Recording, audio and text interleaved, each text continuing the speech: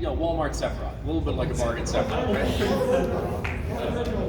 right? So he's got like these, like big owl wings on his, or owl feathers around him. He's like this lord of water, and he's just very down here, which is not where I normally perform. I'm more your like plucky, young hero protagonist type, Claude, Fox, or Achilles, or something like that. But they were like, this is what you want. So I just basically got to sit in this really creepy, not projected, very unpeppy place for like a year recording for him, which was super awesome. I grew into liking him a lot.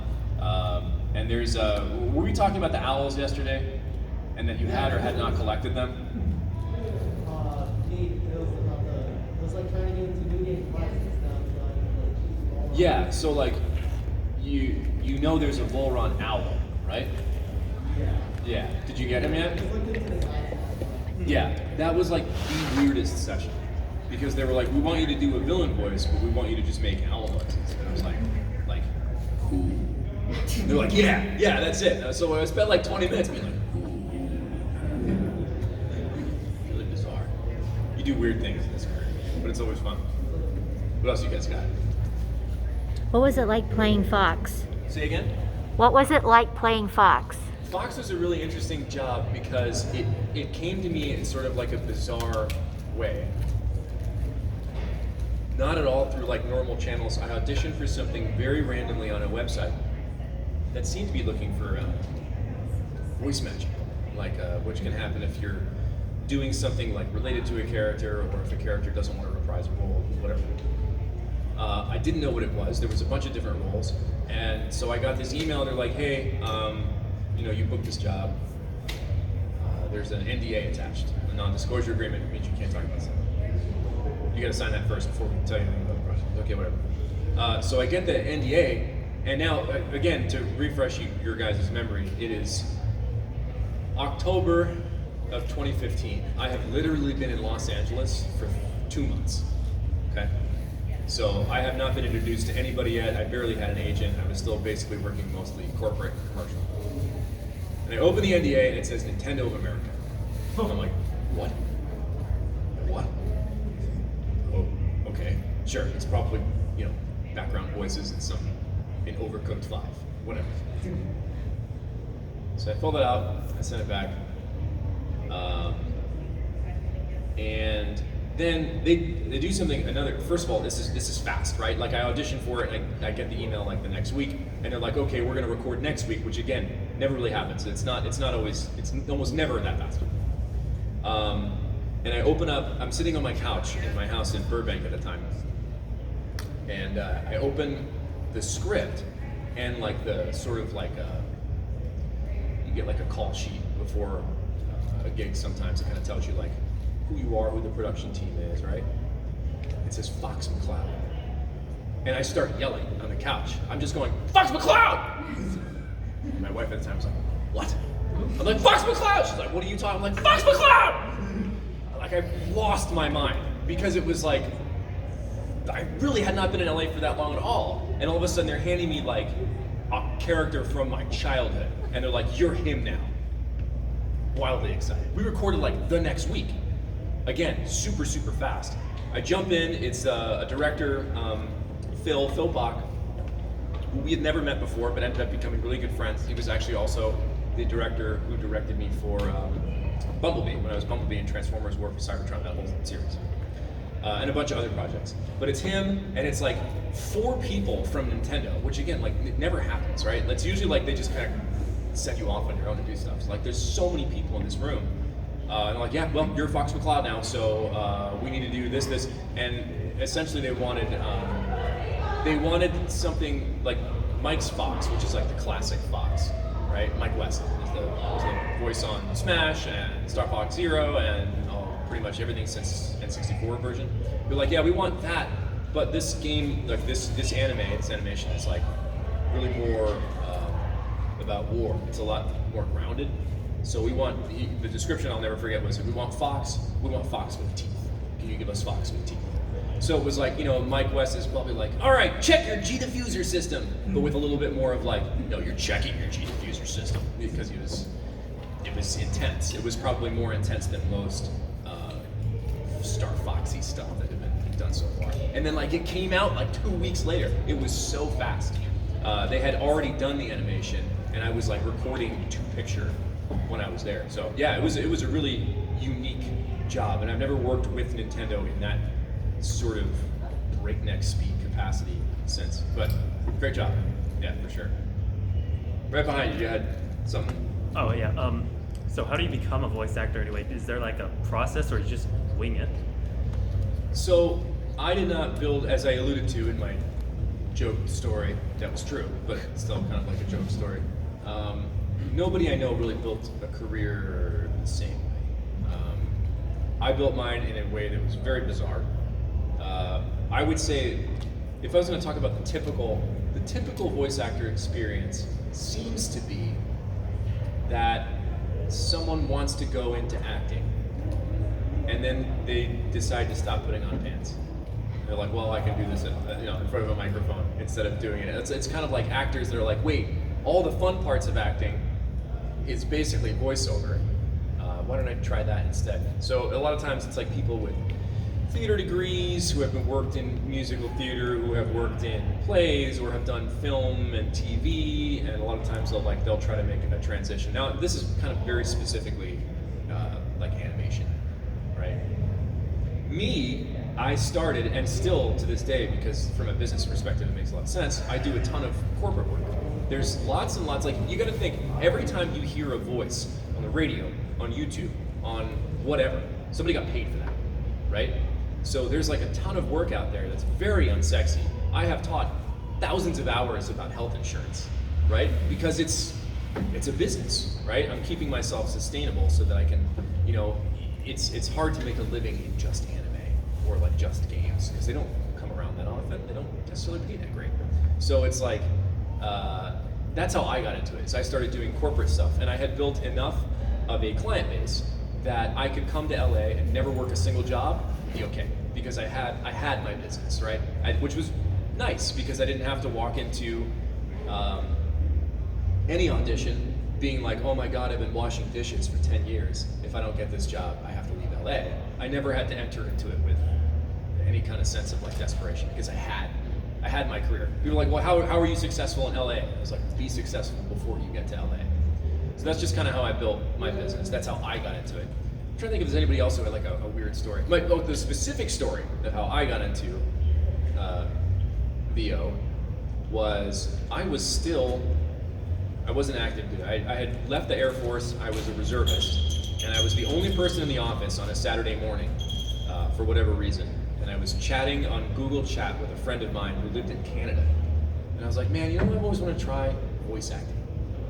And I'm thinking games, animation, the fun stuff, the stuff that I came to LA for. And he was like, well, my company used to hire stuff for like our explainer videos from this website. Why don't you give it a shot? So I had been a musician. I knew how to like work microphones. I knew how to put something together. So I auditioned for one thing, which was a cartoon panda speaking Arabic to children in an Arabic to English learning game. And I booked it. And I was like, well, can I do that again? And then 14 months later, quit my job. That's how it went. So not a typical career progression, but again, there's very little typical in my role. So, what else? So this is nice. Already got a picture with you yesterday. I have a question about the Fate. What was it like being part of the Fate series? So the Fate series, every once in a while I'll get a project where like I'm super familiar with the subject matter. In that particular case, I had watched Fate Stay Night and Fate Zero and loved them both. Like they're both great animes with great localization, great writing, great acting, like really top tier stuff. And then one day, I didn't audition for anything. I just got an email that was like, hey, you're writer of Red. I was like, what? It just sort of happened. I still, to this day, don't really know. Because I had worked for the studio that recorded it. on a bunch of other stuff, but nothing big. I think I was in like God Eater 3 as like man number 7 or something like random like that. We had done some work together, but not a lot. And then they like auto-cast me as this huge character in a huge series. So it was actually a little daunting. Most of the time, it's almost better if I have no context, because then I don't have to, like, nothing can inform my performance or like weigh on my brain. In this case, I was like, well, this is fake. This is like serious shit. So it was really, really cool.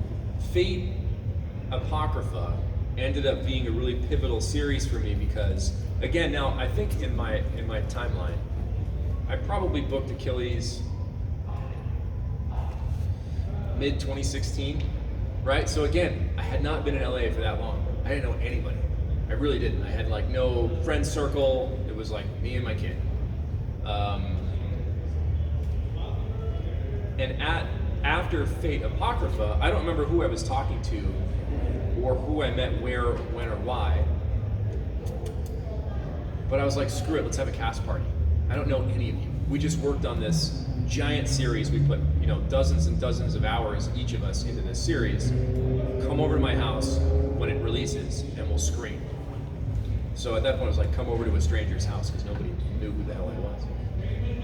But almost everybody ended up coming. I mean, like, the owner of the studio came, brought her fiance at the time. That's how I met Erica Mendez, Erica Lindbeck, all the Ericas, Erica Harlicker. There were more Ericas at my house than anything else. That's where I met, no, I didn't meet Chris Hackney there. I met Chris Hackney through Hunter x Hunter. But, I mean, like, everybody was there. And a lot of them ended up becoming, like, friends. And we ended up just keep working on stuff as we went for, like, the next, God, now, 5 years.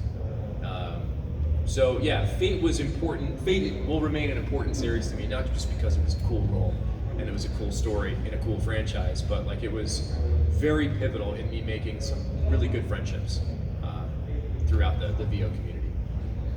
I was gonna ask a follow-up. Do you have like a favorite line as Achilles? So I really enjoy. It seems like any project I'm in, I'm giving Allegra Clark shit. It seems like it doesn't matter where I am, I'm always like ribbing on Allegra Clark. But I really enjoyed, I think Achilles says, it's like, whatever you say, Missy. And she hated being called Missy. I mean, like in real life, she hated being called Missy, and her character hated being called Missy. So that was always fun. But no, Achilles had so much great stuff. So many great things he said to Chiron. There's a lot to pick from. So you're talking about having cast parties. So you obviously did Claude, which means Fire Emblem Heroes. Was there ever a cast party for that? Because I want to know how big that building was. For Heroes or 3 houses? Heroes or 3 houses? So I actually did end up keeping the tradition going, and I did have a cast party, although it was considerably smaller. Rewind. We did have an actual cast party for Fire Emblem 3 houses several months before the game came out. So like, a lot of us hadn't like known that we were in it yet because nobody really talked about it. You usually, even among actors, you have to be careful. If you're working on a project, you're not really supposed to go talking about that project to other actors unless you know by some strange twist of fate that they're in the project with you because you were technically breaking NDA. So a lot of times, like, so what Cup of Tea, who recorded Fire Emblem 3 Houses, did is they rented out this restaurant in North Hollywood and just had like everybody show up. And like it was gigantic. We had a ton of people there, and it was all like, oh, you're in the, oh, you're like, wait, who are you? Are you the, that was when we all kind of like found out who the hell else was in the game. This was probably like game came out in June, I think. It was probably May or April, late April. So that's how we got to like know who was in the game. It was, like at that point, I think most of us knew each other. There's a couple new like first timers in 3 houses, but fast forward, the game then came out, and a couple months later, I was like, hey, I want to have everybody over at my house. We'll just hang out and kind of do a more informal cast party, and then we had COVID. So it took me like a year and a half I think we finally all got together in June of 2021 at my house and blew the roof off, had a great time. And yeah, it was a packed house. Who else? Going back on the Fire Emblem, I know Great Hope is coming out. I did mention NDA, so I know it's something you can't talk about since it's still not out. Is there anything you can talk about the Warriors game in a sense? Did you play the other Fire Emblem Warriors, or? So first of all, I want to commend you on a very astute question. And like you have a sense of like navigating NDAs and how difficult that is for the actors. And I'm sure everybody in this room has noticed that nobody has spoken about that game ever, at all, anywhere, in any context. Yeah, huge fan. And I know it's right around the corner. So Yeah, I'm super excited for the release. I guess I can say I actually that. played it though. Yeah, I have not played any Warriors games. Okay. So I'm excited to kind of get my hands on it and mess around because like the Warriors, you really can't call it a franchise. What do you subgenre of gaming? Hack and slash. Yeah, like I don't have any experience with it, but there are lots of people that just go crazy over it. I mean, Hyrule Warriors got a lot of good feedback and all that kind of stuff. So yeah, I'm really excited to get my hands on it. I'm just excited for some paperwork to expire. Let's just put it that way. Excellent. And I know that you and Body fought a lot too. How was it when they came back for you to say we're going to do a spinoff of Three Houses to get you back on? I can't even answer that question. I'm so sorry. I really wish I could. No, you're fine. You're fine. Maybe Appreciate it. sometime in the future I might be able to answer that question. Absolutely. Maybe Thank you. like 4 weeks from now. Just throwing it out there. All right. Yeah. Yeah. I thought I saw someone else there. Hand. Yeah. I was just curious. Have you ever like seen a character from like a show or video game where you're just like, man, I wish I could have voiced that character? Yeah. All of them. I think that's pretty much. I think all voice actors do that. They're like, oh man, I wish I could get my claws. Yeah, that. I'm trying to think if there's something like super specific. I always have to be careful because whenever I say this, I'm not saying like, oh, I could do it better than that guy. It's just like I really would enjoy the meat of that. People ask me all the time, like, well, what other character would you have liked to have voiced in Three Houses? And Dimitri, hands down, to go completely unhinged from like, little sort of sad boy lordling to out of his mind crazy. Like, heck yeah. You live for those sorts of chances to play in realms of borderline insanity. It's awesome. Chris did a phenomenal job. But I'm trying to think if there's like one character that like I would have loved to be Nathan Drake. I think that like I every time like Drake opens his mouth, it's Nolan North. Most people know. I think I can nail that. I think I can nail that. That would be a super cool opportunity. But Nolan's a really nice guy. I've never taken his job. What else, you guys? The floor is yours. Yes. What do you think is like the most bizarre line recording experience you ever had? Oh man, I just had one. There are a couple, but then I had one recently that I was like, this is gonna stick in my brain forever, and obviously I was wrong because I can't think of it now. And all the ones that like have really stuck in my brain are wildly inappropriate for any public setting. I don't know what like the rating of this convention is, but these are like very R.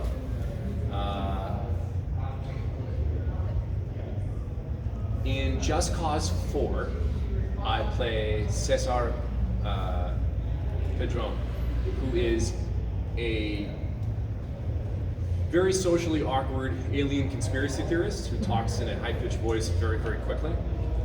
And he spends... Has anybody played Just Cause 4? Is anybody like... Okay, yeah. Is anybody pissed if I spoil give a minor adjustment? The game came out like 4 years ago. Get with it. He's an alien conspiracy theorist, and he spends the whole time interacting with Rico, the main character, trying to like be like, yeah, the aliens are doing this, and then he finds out that it's not aliens. It's like this big giant corporation who's sort of manipulating the weather.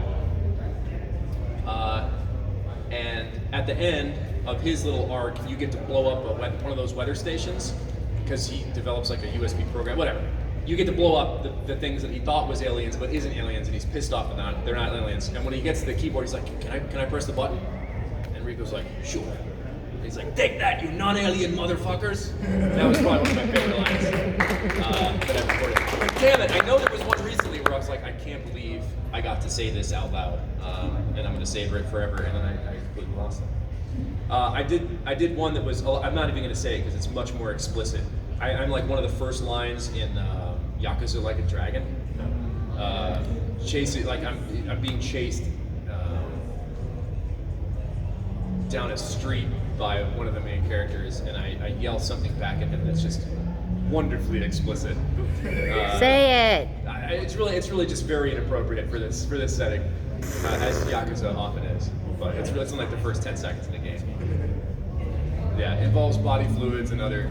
It's great. Yeah, It's a great line. Any other questions? Yeah. Out of all the other voice actors that are here at this specific convention, who would you want to work with? Who would I want to what? Work with the most like favorite project or something? I mean, I've worked with Mela a ton in different projects, and I've worked with Ezra a ton. So now I feel like I have to make them fight each other for my approval. I don't know. Mela was one of the first people I met when I came to LA. It was like the first workshop I was in at Bang Zoom, which is a studio that produces a lot of anime as well as video games. Mela, who was a like veteran, for some reason was in this workshop. I think she was like auditing just to come say hi, and we hit it off, and we spent like both of the lunches for the 2 days just kind of just chatting. So I don't know. I would say Mela is the one who I have probably the closest relationship with. We've known each other for years now. So yeah. All the way back. Who would you say was your biggest inspiration to start doing very beginning? So it's weird to think about inspiration because my career started in such a weird way. Like it almost just like snowballed and fell into my lap. When I started doing VO, like when I first found out that it was a thing, I literally didn't know it was a job. Like it didn't register in my brain that, oh wow, yeah, okay, people get paid for this. Like this is what they do. So I didn't know the names of any voice actors. I didn't really know like any roles. Like I did not pay attention to it. Once I got into my career a little deeper and started like studying different people, I would find that different people are role models, for lack of a better word, for different reasons. A show that I worked on for like 4 years on Nickelodeon called Lego City Adventures. It's on like either right before or after SpongeBob on Sunday mornings. It's still running, and I was one of the lead characters in it, so I was in almost every session. So like it was like me and then like some of the other main core cast. But what I got to do was sit in a room with Roger Craig Smith and Nolan North and Troy Baker and Fred Tatasciore and wonder why the fuck they hired me. Like I was like this new guy, and like I'm surrounded by these absolute titans of the industry. Jeff Bennett, the voice of Johnny Bravo, the voice of Dexter at Dexter's Lab is sitting next to me. Kari Wahlgren, like these people who are like, are you kidding me? And then Joe Zieja, I'm Duke the Dude. Like, so I would just sit there for 4 hours. We laugh our asses off because everyone, like no one takes anything seriously. And I would learn from each of them how they approach different characters and different pieces of copy. I love Roger's sense of play. Like he is just all over the place all the time, and sometimes like him and Jeff Bennett are both like wild. Like sometimes the director has to be like, you just need to be the character for 5 seconds, please, because they're just all over the place. They have tons of fun. Fred Tatasciore is one of like the kindest people I've ever met. Like when he walked into a room, it just feels warmer. And like working with Troy, he was just very like relaxed, cool, and just did his thing. Nolan too. And so like I try to take little pieces from everybody. That's a long way to say that like I don't have a particular role model when it comes to voice acting, but I do like to pick different things from different people's careers and personalities, how they approach copy, kind of absorb them. So Lego is the best way I could illustrate that. Is my voice is I can't hear from these speakers. Is my voice reaching all the way back, or is it soft? Okay. Yeah. Is this your first time in Bakersfield? So technically, no. This is like this is not. I'm turning this into like this stupid, pretentious story. I landed an airplane here once. Okay. So, but I didn't explore the city. So technically, no. Okay. But it's my first time really hanging out in Bakersfield. I was upset this morning. I'm not going to poop on Bakersfield. It's okay. No. So like last night, I was like, well, what am I going to do for breakfast tomorrow? And I have this running joke with my girlfriend about I love Cracker Barrel. Like I love Cracker Barrel. Okay. And we had recently taken a trip to Atlanta, and she said she was going to take me, and then she didn't. So I was like, I wonder if there's a Cracker Barrel in Bakersfield. And I looked it up last night, and I was like, there's a Cracker Barrel in Bakersfield! And she's like, you're not going to go tomorrow morning. It's like, you bet your ass I'm going tomorrow morning. I'm getting up at 7:30, and I'm going to go there early. So when I put in the directions this morning, what did I discover? No, it's not open yet. It opens on July 18th. I don't think it's finished. Yeah, it's all been, they're waiting for some, I looked up the news articles, this is how much I like Cracker Barrel. And they were like, yeah, we haven't gotten the permits yet to open this. Damn it! Yeah, they like to announce places where. Why is it on Google Maps if it's not open yet? Anyway, so I'm holding that inside, and it's gonna take me a while to get over it. Sounds like we have to come back after they open. Yeah, I know, right? And I'll be, next year I'll come back and I'll be like, very tired every day because I'll be full of pancakes. What else we got? Going back to Fate. Yeah. Games such as FGO. So, Fate Grand Order, to my knowledge, correct me if I'm wrong, has no English voices. Right? Why? You gotta figure this out because, like, I remember I'm talking to other Fate actors and like, it sounds like it would be a fun project, but they never localized it. I don't know why. And it's obviously like a popular game. It's people play the shit out of it. So I don't know. So I would love to, but no. As far as I know, there's no plans to localize it, and they've gone so long without doing it. At this point, I'm putting my production hat on. You know, like if you have a game that's running for, I don't know how long it's been running. 10 years? Like how old is the game?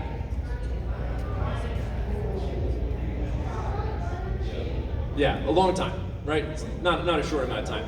So it's not like you're localizing a game. You're localizing 10 years of content, which at some points becomes a cost-prohibitive, daunting task. So I bet they won't. Be cool though. On the topic of mobile games, Fire Emblem Heroes. Did you like that? So I'm not a mobile game guy. I don't think I really don't play any. The only game on my phone is Shadowverse, which is like a collectible card game. It's like Yu-Gi-Oh on steroids. It's Hearthstone. Yeah, it's Hearthstone but better. Is that what you said? Yeah. I'm assuming that's what you said. Yeah. Okay. It's a fun game. So I haven't played Fire Emblem Heroes, and I think that's the end of the answer to the question. I'm not sure why I hung it in the air like that, but I was yeah. thinking more or less how was the voicing for that? Oh, Was it yeah. to a studio, or was it more like a Yeah. on your own pace? Unfortunately, it's one of those stories that like people I get asked a lot about. Canis and Jamke. I think it's a Canis or well, those two guys, right? They were two people that I voiced in the Fire Emblem series before I even ever heard of Claw. But as I'm sure you know, like they've got like I don't know, 10 lines. Like you tap on them, they're like hi, and then like okay, heading there, got it, great job. You know, like those are their lines, right? Yeah, and then like a couple of grunts. So both of those characters, I may have done them in a single session, and I was probably in and out in 30 minutes, right? And it was the first time I had worked with Cup of Tea, who would then go on to record Fire Emblem Three Houses. So yeah, that experience, like I wish I could make it sound sexier, but it was really like I went in, they were like, we don't know what this character sounds like, what do you think? And I was like, I don't know, he looks like an archer, maybe he just sounds like I do. And then they're like, yeah, okay, that sounds great. What about this guy, he's magic? And I was like, I don't know, I can pitch him up. And they're like, yeah, that sounds great, let's go. Like that's how the session went. I don't even remember who directed it, to be honest. It was that fast. You had a question. Sorry. It's okay. Is there a character that you voice that you think of now and you kind of cringe? The question was, is there a character that I have voiced that I look at now and I cringe? Yeah. Let me think, because the answer is probably yes. Like if I had really like taken a very different take on them.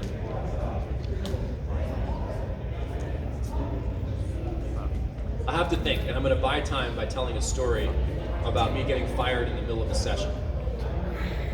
Because I was like, it was just very cringy, and I think it was just a miscommunication between me and the studio. I was doing a actually fairly prominent role in an anime, and for whatever reason, when I auditioned, they kind of like described him as X, right? It was like this is the box that you want to play in. So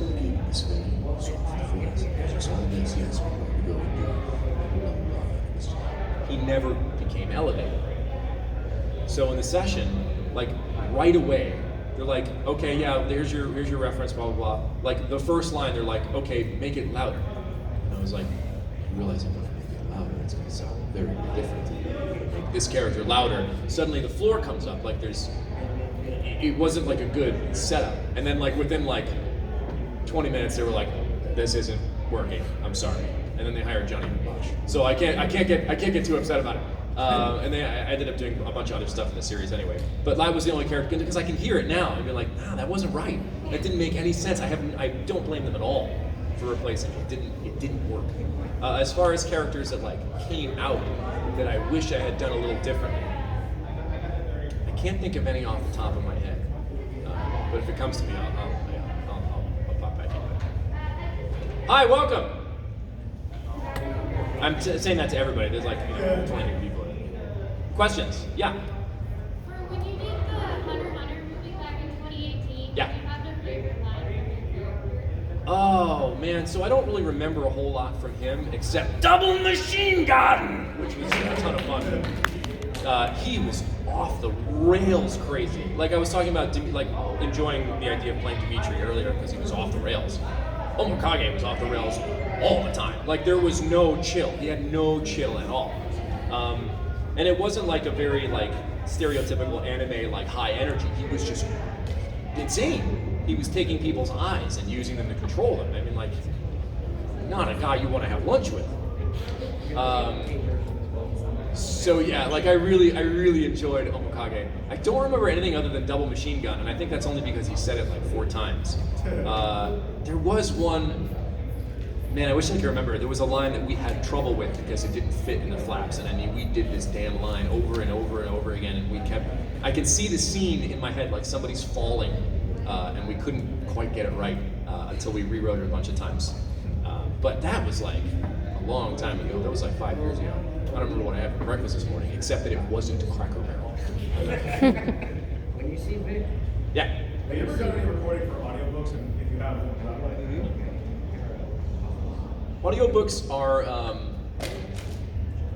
Audiobooks are a hard sell for me because they take a tremendous amount of time. And you don't always know what you're going to read. You know, you'll get hired, and then you have to live with potentially someone's horrible writing for a long time. And then there's lots of places to get tripped up in audiobooks. If you don't have a good connection with the author or the producer, sometimes like if you screw something up, you'll find out that you've screwed it up for 10 hours. You know, and then like you have to go back and edit this stuff. It doesn't pay excellent. Audiobooks don't pay great. So like as far as like my business model goes, it doesn't really fit. So I stopped doing audiobooks probably like 2015-ish, except if you guys don't know, I published a science fiction trilogy through Simon & Schuster. It's like a science sci-fi comedy. I don't do those. Like I'll read my own books because, I mean, I argue with myself a lot, but I always win. So, yeah. So I've done plenty of audiobooks. Not plenty of audiobooks. I've done a few audiobooks, but I stopped doing them a long time ago. I did run into a couple where I was like 12 hours in, like, oh wow. Like, not only is this bad writing, like I morally disagree with what's happening in this book, I think I need to stop doing this. So, yeah. No more audiobooks for me. But I have friends that love it. Like, they just soak it up. They love audiobooks. would you do an audiobook as Claude? If Nintendo specifically hired me to do an audiobook as Claude, I would absolutely absolutely do it. That would be fun just to have you. Yeah. If somebody else hired me specifically to do a voice audiobook as Claude, I would get sued. So. Well, at least as a fan, but not as like, you know. Can't do it. No, Nintendo? Oh, Nintendo wow. won't even let me like sit here and like yell somebody's name as Claude's voice. For whatever reason, they became very particular about their IP for Fire Emblem. And a lot of other people like don't care. I can go around and Volron's voice and read whatever I want. But like it's like for Claude and actually a lot of Nintendo IP, they're very protective, which is their prerogative. They can do whatever they want. It's their characters. So. Yeah. So I don't know if you answered this already, but like how long did it take to record all the maps for Fire Emblem? So 3 houses,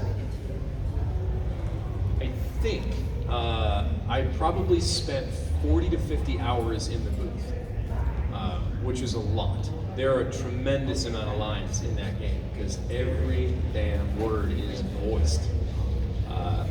As far as I know, there's almost like nothing in that game that doesn't have somebody's voice behind it, which was an ambitious project even for them. I remember talking after the game came out. I don't remember how I finagled this, but I ended up going to Nintendo headquarters and like sitting down and having lunch with the localization team that wrote all the lines. I remember them saying that like they had it was a big project. So yeah, I would say 40 to 50 hours for me, so probably comparable for Chris and Sarah. What else? This is an in-general question. Do you have a favorite video game and anime? Favorite video game? That you used to watch or play? I don't know. How many people here like can pinpoint their one favorite anything? All right, so a few people are like that devoted to one thing. My favorite video game, I'll get a little obscure, I guess. Probably my favorite video game, at least my favorite like JRPG, is Xenogears. I love that damn game. I will play the crap out of it. I've probably played it like 6 or 7 times. It's a long game. I love the story of it. I love the characters. The music is phenomenal. Yeah. But like other top tier games, I love The Last of Us. I think it's one of the most brilliant stories told in video game history. Final Fantasy VI is pretty peak too. Yeah, I think so. Favorite anime? I was talking. Do you guys know Octopimp? Do you watch streamers? Yeah. Okay, so a streamer friend of mine, we were arguing about this on Twitter the other day. I'm a huge fan of Death Note. I'm actually in the middle of watching it right now. Awesome story. Like it's just very tense, and you're very uncomfortable with this like complete psychopath serial killer, like a serial killer who thinks he's God, but is so competent that you have to like him. And you're like, it just makes you uncomfortable the entire time, and you don't know who to root for. I mean, you should know who to root for. Please don't tell me that you're rooting for, you know. But anyway, but it does like it confuses your moral compass and adds this wonderful element of tension. And Ryuk is just, so yeah, I think right below that's probably Trigun. Yeah. Trigun. Yes. If for nothing else in the music, I love Trigun. Like I listen to that soundtrack all the time. It's like trying to like sympathize with your character, like with his reaction, because like he's doing the right thing. He's also like doing nice things. That's just, you know what I mean? Yeah, totally. Like Edelgard. Raised some hackles on that one, didn't I? Yes.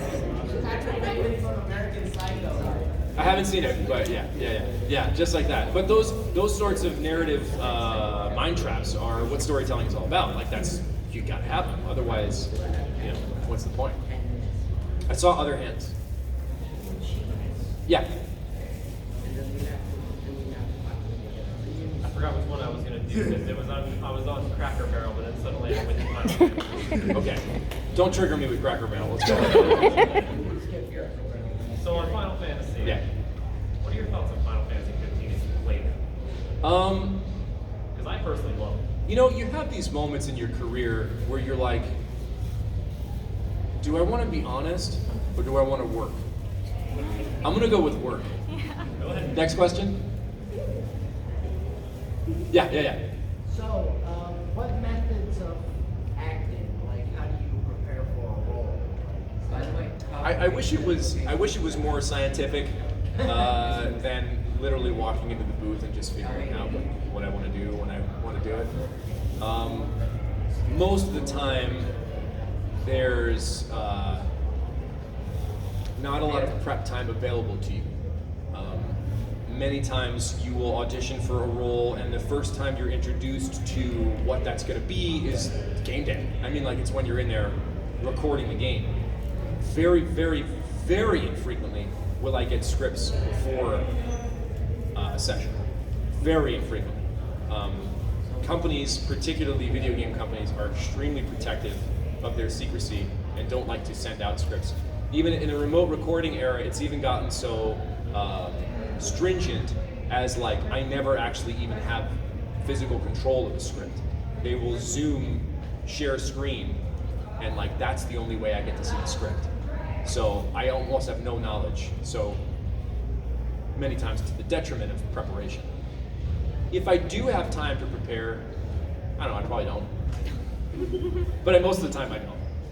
Yeah, most of the time I don't. I wish I had like more scientific answer, but I really don't. To get back to Final Fantasy 15, it's a cool game. I didn't enjoy it as much as most other Final Fantasies. The one thing that I really like about Final Fantasy 15 that I think is super important is a very loving relationship between young men. Like a very, very close, die-hard friendship between young men that kind of like, it kind of like starts to crack down that barrier of homophobia. Like, you know, men can't be close to other men. And I think that was a really important message that game delivered, and delivered well. Questions? Yeah. Do you watch the shows or play the video games that you act in? It depends. I'd usually just kind of let my own personal tastes and preferences dictate. For example, what is the game that I just came out? Rune Factory 5, right? As Terry in Rune Factory 5. Not really my cup of tea. I don't know that I would. That's really funny because the cup of tea was the studio that recorded it. Anyway, but like it's not really like my style of game. I probably won't play it. Maybe I would stream it if like people wanted to like hang out and just talk about the game.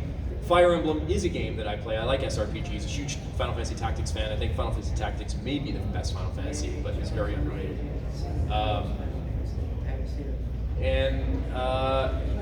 Like, I'm trying to think of what else. Everybody here played Mr. Love, Queen's Choice? I know there's a couple of people that came up. Like it's alright, it's like an Otome game, right? Not really gonna play Otome games. It's just not pooping on them. I'm just saying it's just not my thing. Shows, almost never. I don't know if it's because there's like that time commitment that like if I'm gonna watch a show, it's gonna, you know, like that's 26 hours of content that like I'm just not ready to roll into. You get more into it. But yeah, it kind of depends on the series. I watched Transformers. Lego is like 4 seasons now, so I haven't watched every episode of Lego. I watched the hell out of Fate Apocrypha. Yeah, so it kind of depends. If I would have watched it, if I wasn't in it, I'd probably watch it. I won't watch something because I'm in it. Let's put it that way. No, I get that. It's just because a lot of voice actors, if they play like a small role in a show or anything, I feel like they just don't watch the show. Yeah, I mean, like I don't know that I ever went and watched, you know, Man Number 6 or Man Number 7 in God Eater, or Durarara. How many Ra's like? Durarara. Durarara. Durarara. Durarara. Yeah. Okay. Yeah. However many is just like, yeah. I played like a zombie, and I don't think I ever watched it. Yeah. Any other questions? Someone I haven't heard from yet. Right here. I noticed briefly, I see time to time that you tend to stream.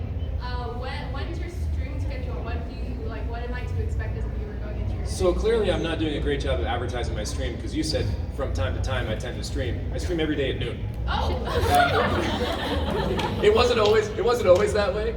It used to be that like on Tuesdays and Thursdays in the afternoon, evening, I was streaming Fire Emblem, and then we kind of got done with our playthroughs, and like I can only play so much Fire Emblem, so we moved on to some other things, and then I changed my schedule because of like basically like childcare. Like my childcare was getting difficult in the afternoon, so now I stream kind of during the workday. But I stream every day at noon. Right now we're in the middle of Elden Ring, so if you want to hear me like scream profanities at the stream, tune in. We have a great time. I have a pretty great community. We have like a private Discord for subscribers and stuff like that. Hang out, do movie nights, game nights, stuff like that. And they're just an awesome group of people. I love my schmoes. And then occasionally we'll play some Shadowverse, or we'll play whatever else. I don't know what we're gonna do when Elden Ring. I don't know what we're gonna do when Elden Ring is over. I had a couple of ideas, and there may be other ideas that will happen around June 24th or 25th.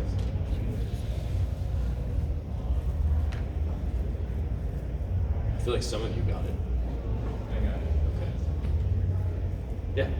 Will you be playing Fire Emblem Three Houses, the Dynasty version? That one? As a Some of you got it. Yeah, I can't think of that was. I don't know. Ask me on June 24th. At least when June strikes, I hope you do get to do a blind let's play to see. Yeah, that'd be cool. I never played a Warriors game before, so You'll do great on that Dynasty version. Sure, I'm You'll sure do I'll great. It's all either about I'll do fun. great or I'll fail spectacularly. Yeah. What's your craziest fan interaction? Okay, this isn't like super crazy, but it happened yesterday here. It's really not. It's not inappropriate or anything. It's just the first one that popped on my mind because it was such a great time. Do you guys follow me on Twitter? Have you ever seen me do the impression of any Final Fantasy 14 players here? Okay, so like a month ago, I did this impression video of Xenos, who is this just very like kind of like character villain in Final Fantasy 14, and I did basically like a routine, like if he had a morning routine. So I have him like sipping coffee and like, coffee, my first and only friend, like that sort of thing. And it went like semi-viral, like people loved it. And it was just him being an idiot in the kitchen. Somebody came up to me yesterday and was like, "Hey, I love your work in Final Fantasy 14. I was like, "What?" He's like, "Yeah. You play Xenos very well in Final Fantasy 14. And I was like, that's not me, right? He was like, "What are you talking about?" I was like, "No, that was like a joke impression on Twitter, but you have absolutely made my day. Thank you so much." Like, I was so excited that like it was that good of an impression that he was like, "Oh my God, this is Xenos. This is the guy who plays Xenos." So that was probably like one of my craziest and funniest fan interactions. I'm sure I have others, but that's the one that comes to mind right now.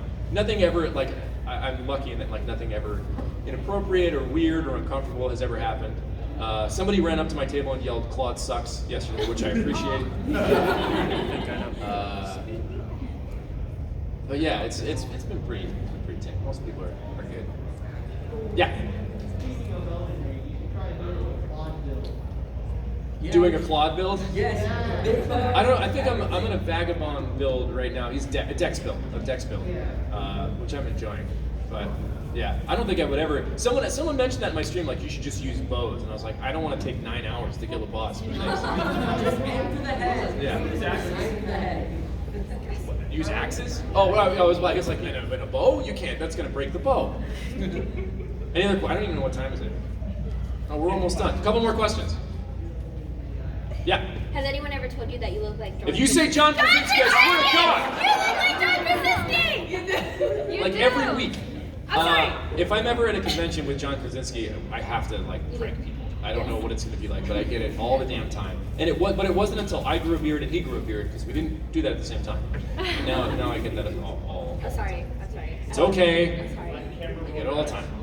What's your favorite line from Trigun?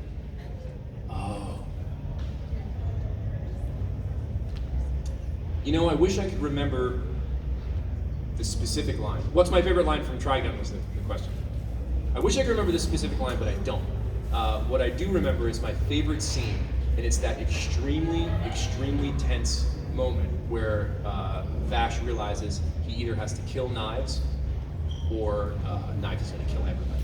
And like, he's not killed anybody for the entirety of the show. And like, that moment was the best. It's fantastic.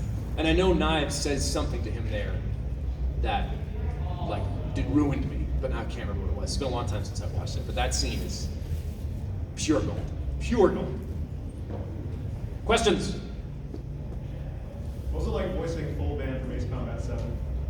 Full band was interesting. I have a weird record with that studio, Bang Zoom, who I mentioned earlier. Bang Zoom not only repeatedly kills me, but repeatedly casts me in characters that like represent me in real life and then kills me. So like I played a character in a Gundam show, right, who was an intelligence lieutenant, which I was, and then they killed me.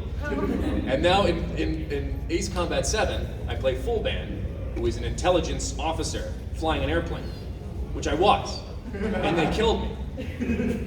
So Full Band was fun.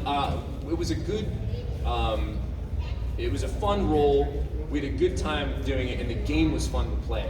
I remember the most memorable thing that I did in that game was, because I'm an ex-Air Force officer, like I obviously knew the subject matter, I knew what was going on.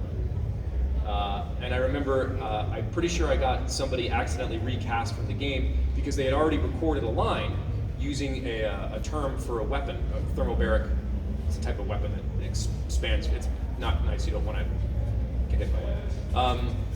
And they played it in my ears because it corresponded to my line, and they said like thermobaric or something. It was not the correct pronunciation. I said, hey, the director's name is Eric. I was like, Eric, that's not correct. He's like, what are you talking about? I was like, that's not the way you pronounce that weapon. And I kind of told him what was. He's like, oh, will you do the line in this voice? And I was like, oh, yeah, I guess. I'm sure. So like, if that was that guy's only line, obviously, no one gets brought in for one line for a thing.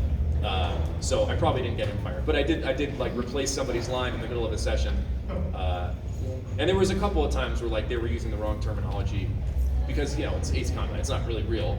F-16s don't have 90 hard points where they can shoot missiles off of. But yeah, you're probably right. I'm probably wrong here. Yeah, Ace Combat was cool. You guys are coming in like the last 30 seconds of this panel. But if you have questions, ask them now. Yes? Have you ever seen an anime that like No. makes you... Not one. Incredible. Go ahead, sorry. Have you ever seen an anime that makes you like ugly cry? Ooh. No, I'm not much of an ugly crier. I don't have too much of a soul. It's like this big. So it's hard to make me ugly cry. I'm trying to think if like there's been one that's done it. I don't think there has. No. Recording Fate Apocrypha. At the end of Achilles' arc, I definitely cried in the booth. Yeah, which is like never happened. Someone in the back. I saw your hand raised. Were you also going to ask me if I cried? Okay. No. What was it? What's a future role you want to get but you can't just get? I would love to be either like main cast Persona 6, which is not out or even announced, so like that's not me saying that it's not. I would love to be main cast Persona. That would be nice. That'd be cool. Final Fantasy would be cool, or like an original Naughty Dog IP. I would love to do something for Naughty Dog. If you were Persona 6, I wouldn't take you off my team. Thank you. I appreciate that. You wouldn't bench me. Any more? Does anybody I haven't heard from yet? We got like 2 more questions. All right.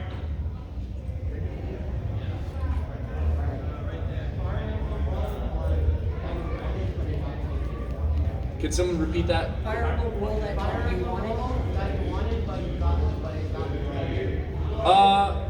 I mean, probably Dimitri. But I read for Dimitri when I ended up getting Claude. I mean, I have no complaints. Like, I feel like it was a good decision that you got past. Yeah, I mean, like it was, but yeah, I think I was shooting for Dimitri. I think I read for Ferdinand, Dimitri, Claude, and I think I read for Dedu as well.